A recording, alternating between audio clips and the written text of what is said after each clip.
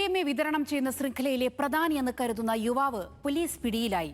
തലശ്ശേരി സ്വദേശി മുജിതാബയാണ് പിടിയിലായത്. ബംഗളൂരുവിൽ ഒളിവിൽ കഴിയവേ തലശ്ശേരി പോലീസ് സാഹസികമായാണ് പ്രതിയെ പിടികൂടിയത്.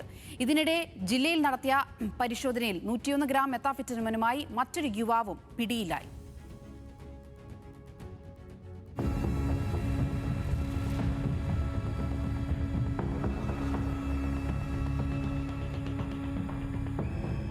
കഴിഞ്ഞ ജൂൺ 11-ന് തലശ്ശേരി ചിറക്കരയിൽ നിന്ന് 185 ഗ്രാം MDMA പിടികൂടിയ കേസിലെ തുടരന്വേഷണമാണ് മയക്കുമരുന്ന് മാഫിയയിലെ പ്രധാന കണ്ണിയായ മുജ്താബയിലേക്ക് പോലീസിനെ എത്തിച്ചത്.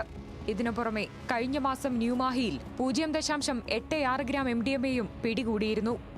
ആവശ്യക്കാർ നേരിട്ട് പണം കൈമാറും. തുടർന്ന് ഇടനിലക്കാർ വഴി ആളൊഴിഞ്ഞ സ്ഥലങ്ങളിൽ മയക്കുമരുന്ന് നിക്ഷേപിക്കും. ശേഷം ഇതിന്റെ ലൊക്കേഷൻ ഉപഭോക്താക്കൾക്ക് കൈമാറുന്ന അതീവ രഹസ്യമായ രീതിയാണ് സംഘം പിന്തുടർന്നിരുന്നതെന്ന് പോലീസ് കണ്ടെത്തിയിരുന്നു.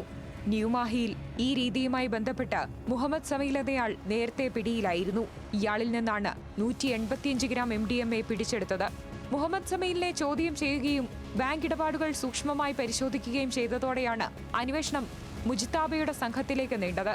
ഇതേ തുടർന്ന് ഒളിവിൽ പോയ പ്രതിയെ പിടികൂടാൻ പോലീസ് നടത്തിയ ശക്തമായ നീക്കത്തിനൊടുവിൽ ബംഗളൂരുവിൽ വെച്ച് ഇയാൾ പിടിയിലാവുകയായിരുന്നു. ഹരിയാന ക്രൈംബ്രാഞ്ച് അന്വേഷിക്കുന്ന മറ്റൊരു കേസിലും മുജിതാബ പ്രതിയാണെന്ന് പോലീസിന് വിവരം ലഭിച്ചിട്ടുണ്ട്.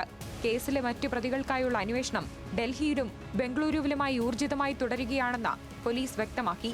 ഇതിനിടെ കണ്ണൂരിൽ വിൽപ്പനയ്ക്കായി സൂക്ഷിച്ച 101 ഗ്രാം മെത്താംഫെറ്റാമിനുമായി യുവാവ് പിടിയിലായി. കാട്ടാമ്പള്ളി സ്വദേശി മുസമ്മിൽ NPയാണ് പോലീസിന്റെ പിടിയിലായത്. ജില്ലയിൽ ലഹരിമരുന്ന് വ്യാപനം തടയുന്നതിന്റെ ഭാഗമായി പോലീസ് നടത്തിവരുന്ന പ്രത്യേക പരിശോധനയ്ക്കിടയിലാണ് പ്രതി വലയിലാകുന്നത്. ഇയാളിൽ നിന്ന് പിടിച്ചെടുത്ത ലഹരിമരുന്ന് എവിടെ നിന്നാണ് കൊണ്ടുവന്നത് എന്നത് സംബന്ധിച്ച് പോലീസ് വിശദമായ അന്വേഷണം ആരംഭിച്ചിട്ടുണ്ട്. ന്യൂസ് മലയാളം, കണ്ണൂർ.